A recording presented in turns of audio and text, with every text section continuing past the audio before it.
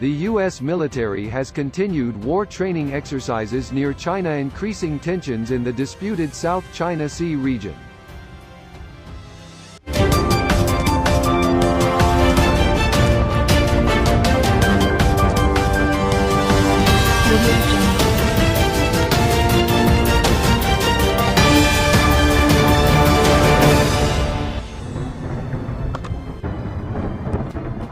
Tensions between China and the U.S. are on the rise again as Independence-class U.S. Navy littoral combat ships were spotted patrolling the much-disputed South China Sea.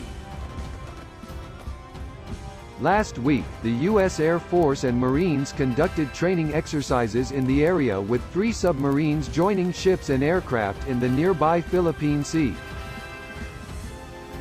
The actions are thought to be a reaction to Chinese harassment of ships drilling for resources in nearby waters.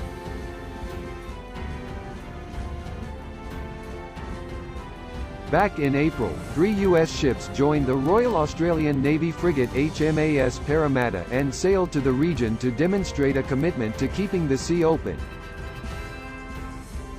Rear Admiral Fred Catcher, commander of Expeditionary Strike Group 7, said that the versatility and flexibility of Independence variant littoral combat ships rotationally deployed to Southeast Asia is a game changer. Like Montgomery's previous operations, Gabrielle Gifford's operations near West Capella, the drill ship, demonstrate the depth of capability the U.S. Navy has available in the region. There is no better signal of our support for a free and open Indo-Pacific than positive and persistent U.S. naval engagement in this region.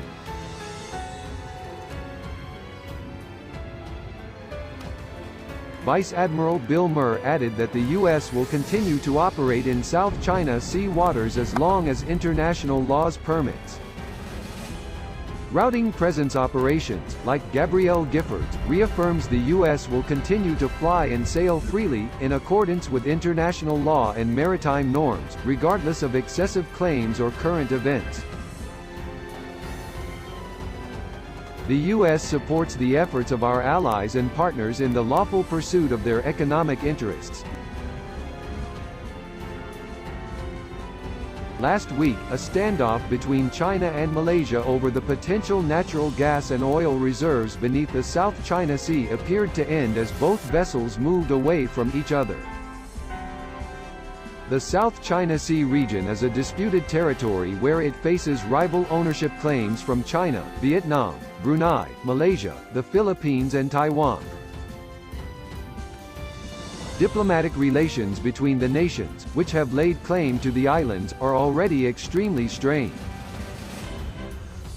The recent construction of bunkers on some of the atolls points to China preparing to protection against air or missile strikes, raising the prospect of a potential conflict, sparking World War III fears. The islands and surrounding reefs have been the subject of a bitter and long-running territorial dispute, with China, Malaysia, Taiwan, Vietnam and the Philippines all laying claim to parts of the archipelago. Earlier this month, China hit out at Vietnam's fishing protest in the South China Sea days after Beijing issued a ban on trawlers in part of the disputed waters. The Chinese Foreign Ministry said its neighbor had no right to comment on the annual summer prohibition on fishing, insisting China had every right to issue such a ban. The rebuke came after Vietnam last week resisted China's decision to kick its fishermen out of the sea and will not be allowed to return until mid-August. Vietnam's foreign ministry hit out at the ban and said China should not further complicate the situation in the South China Sea. Vietnam's protest came weeks after the country claimed one of its boats had been rammed by a Chinese maritime surveillance vessel. The two countries have for years been embroiled in a bitter dispute over the stretch of water. The relationship between China and the U.S. has also come further under the spotlight since the coronavirus outbreak began. U.S. President Donald Trump has continually blamed China for the outbreak of the deadly virus and previously said he was considering imposing tariffs on the communist nation. China has faced backlash over its handling of the virus and denied the origin of COVID-19 was Wuhan.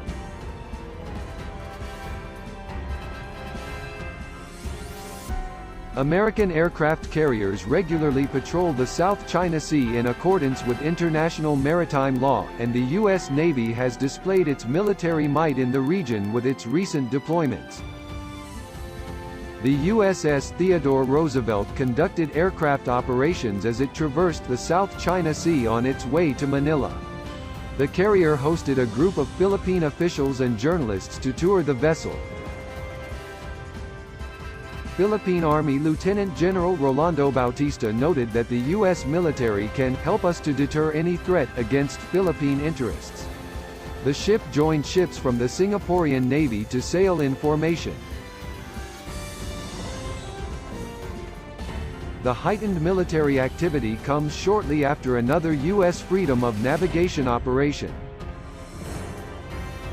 The USS Mustang, an Arleigh Burke-class guided missile destroyer, sailed within 12 nautical miles of Mischief Reef.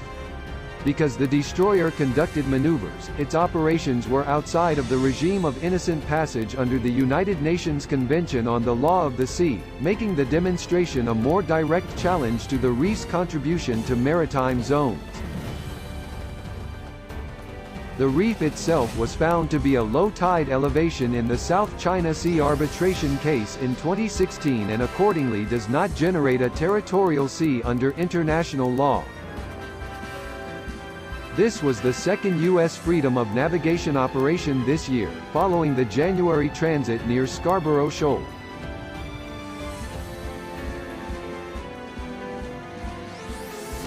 China quickly condemned the freedom of navigation operation. Foreign Ministry spokesperson Hua Chunying accused the United States of having violated the Chinese law and relevant international law, and putting in jeopardy the facilities and personnel on the Chinese islands.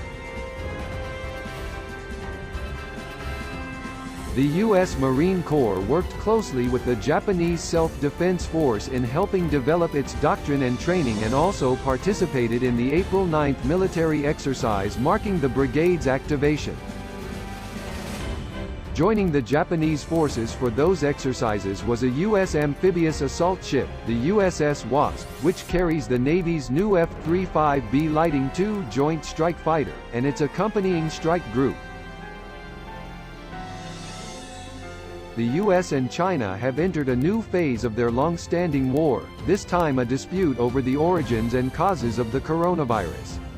Though mostly rhetorical, the US appears to have military bases and missiles pointed at China should a full-blown war break out between the two global superpowers, sparking fears of World War III. The nations have long been tangled in a war of rhetoric, each using any opportunity available to take aim at the other. More recently, the two have grabbed hold of the coronavirus outbreak, attempting to politicize its origins and causes.